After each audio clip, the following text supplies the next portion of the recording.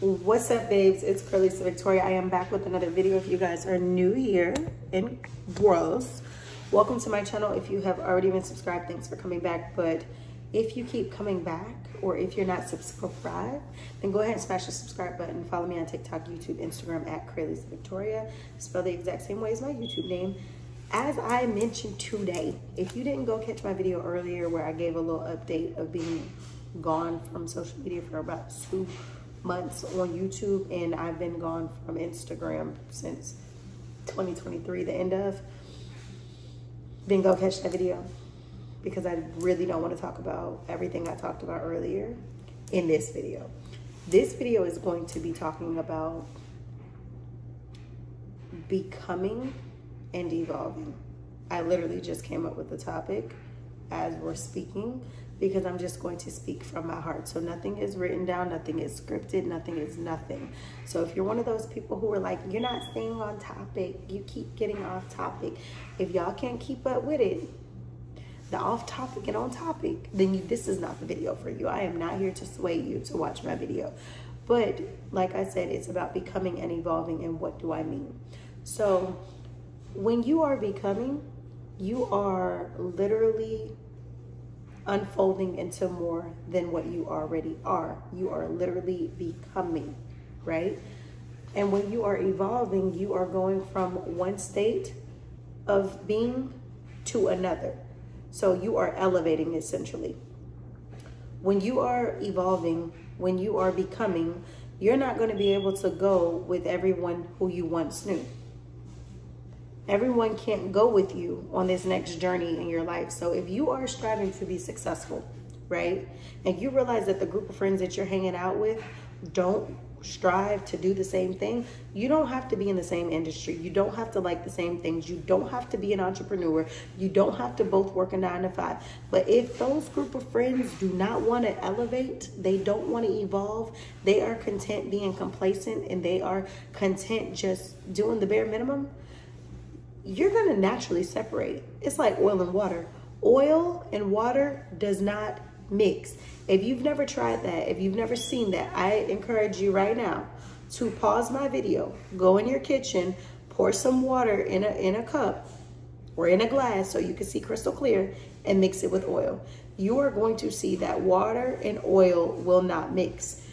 The same way that water and oil don't mix, this is the same way that that group of friends who have nothing going for themselves and you who have something going for yourself are not going to mix. They're not, you can put them together, but they're never going to mix. They're not going to mesh, because they are essentially 2 different substances, right? There's 2 different liquids, right? And you have to be okay with that. I think sometimes we think in life, oh, I've been friends with this group of people since I was little. So I have to carry this group of friends with me all the way into my old age. But the truth of the matter is, we outgrow people, we outgrow things, we outgrow a lot of things as we evolve in this world.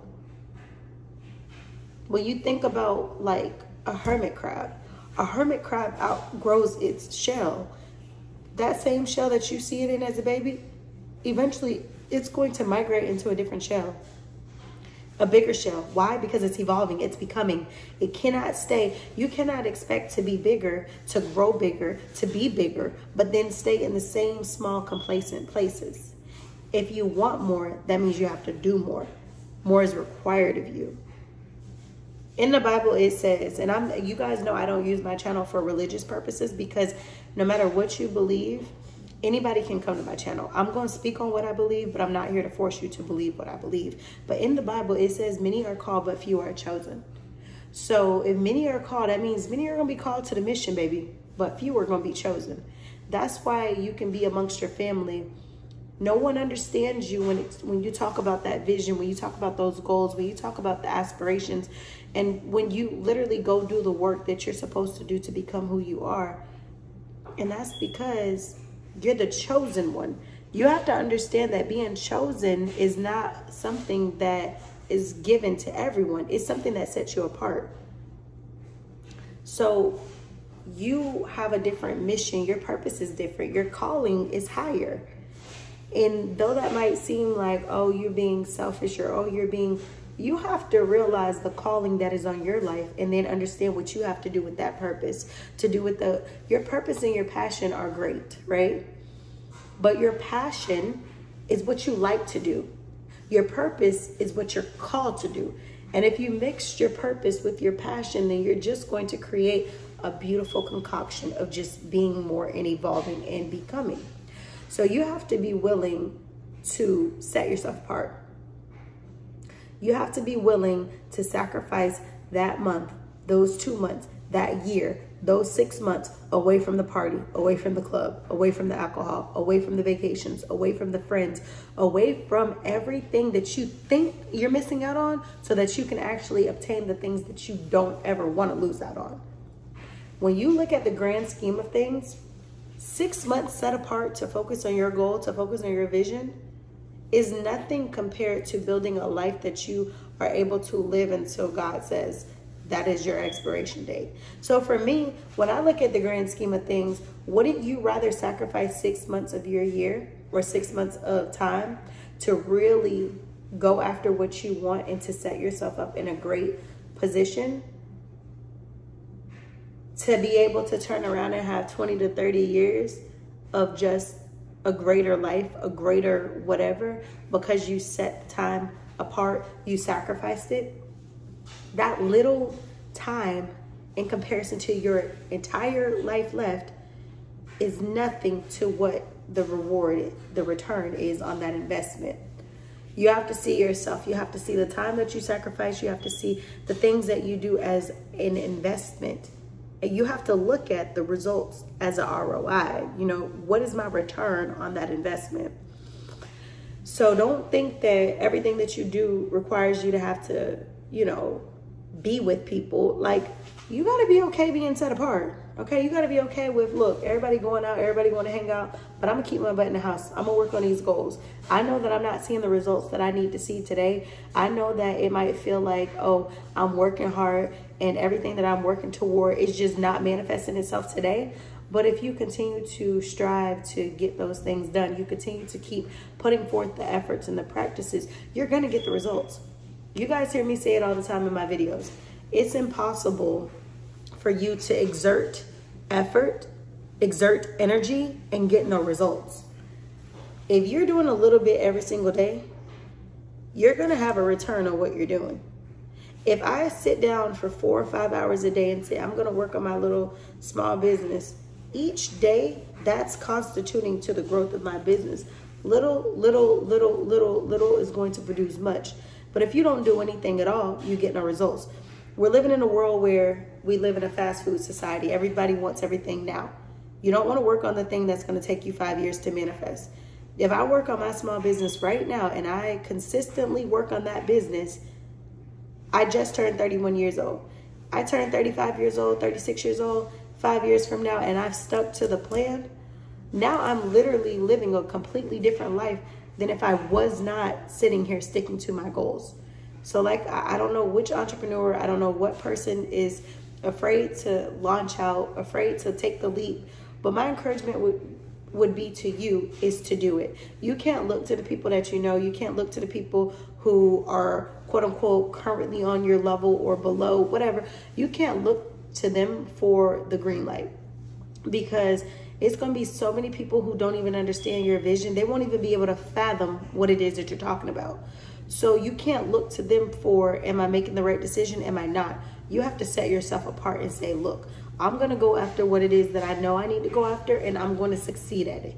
No one, you know, if you're that person, like I think about myself, I don't have a real estate broker in my family. When I got into real estate, I didn't have no family member who was a real estate agent that I knew. I knew I wanted to get into the industry, so I figured out what I needed to do. I knew that there was resources that were free. I knew that I could pick up my phone. I knew that I can go to schools and figure out what I needed to do. I knew I wanted to become a real estate broker. Like I wanted to become a lawyer when I was going to do my law, and I wanted to have a law firm. Just like I knew I had those goals, I did not depend on anybody to tell me what I needed to do to become it. Then I became a broker, a real estate broker. You think I had anybody in my family to say, hey, how do you become a real estate agent? How do you become a real estate broker? How do you become, you know what I mean? No, but when I became that, I had people reaching out like, hey, I see you do this. How do I do that? I ain't have nobody give me the blueprint. So as I'm building the business now, I don't have anybody, telling me what to do to grow the business. I'm not having anybody tell me what to do to expand the business. You know what I mean? So when you're the first to do something, it's a lot more pressure than it is falling into a line of work that, oh, you hear people say all the time, oh, my entire family was real estate agents. My entire family was da-da-da-da. So people are literally able to just jump into this industry with the family built in this. But when you are the person who is establishing this new light, it's a lot more work that you got to put into it. You don't have anybody to turn to. So when I don't know something, I turn to God. When I turn to God and he gives me a solution, or maybe I'm not even hearing an answer back in time, I turn to my resources. I got the internet that's free. I got, just different sources of my phone that I can get on and just look up. I got books I can read. I have sources, encyclopedias. I have things that I can really search out the knowledge. So when people sit here in today's society and act like, oh, nobody told me how to do this, that's just an excuse, because you can literally find a way to do it. Just like you can find a way to sneak to that girl's house, or you can find a way to sneak to that boy's house growing up, you can find a way to sneak to the library and get some books to educate yourself on how to do something. So you're going to have to be your greatest cheerleader, but you're also going to have to be your toughest coach, because nobody is going to hand over to you. Just think about it. You think real estate brokers are out here teaching you how to be a real estate broker when you go to those offices? No, they're teaching you how to be the best agent. Why? Because they want to be the ones who literally are those brokers that you work for. I feel like I like to make sure that people feel equipped with skills.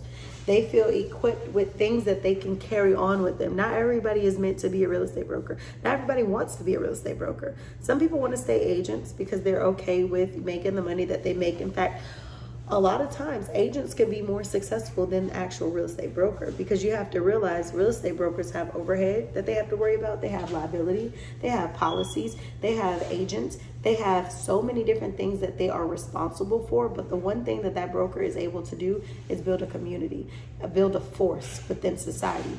And that's a leadership role. And leaders are born. Leaders are not taught. Leaders are born. You can go through seminars, webinars, and be given more resources and tools, but the natural ability to be a leader, you are born with that. That cannot be taught. So with that said, everybody doesn't want to be a broker. Some people are content with, and when I say content, I'm not saying that they're settling, because being a real estate agent is literally work, and there's a lot of success in it. And some people just want to be able to have their family go do their real estate transaction and not have to worry about being over somebody else and running and managing something, which is fine. But the point that I'm trying to make is they're not teaching you how to go be that boss. You have to want it. When you want something bad enough, you'll do what it takes to get it. And if you don't want it bad enough, then you won't. So you can't blame everyone for why you are where you're at in your life. Maybe you're in a 9-to-5 and you want to make it up to be like the president of the company. You can do it. Just set your mind to it and put in the work. You be that person who shows up on time. We used to always say in my jobs, early is on time and on time is late. Meaning, when you're early, you're putting in that work, you're on time already. You're there, you're showing up. When you're on time, you're there just for it to start, So you're basically late. When we're talking in terms of leadership, and we're talking in terms of wanting to actually be further in who you are and what you're doing. So figure out what you want to do.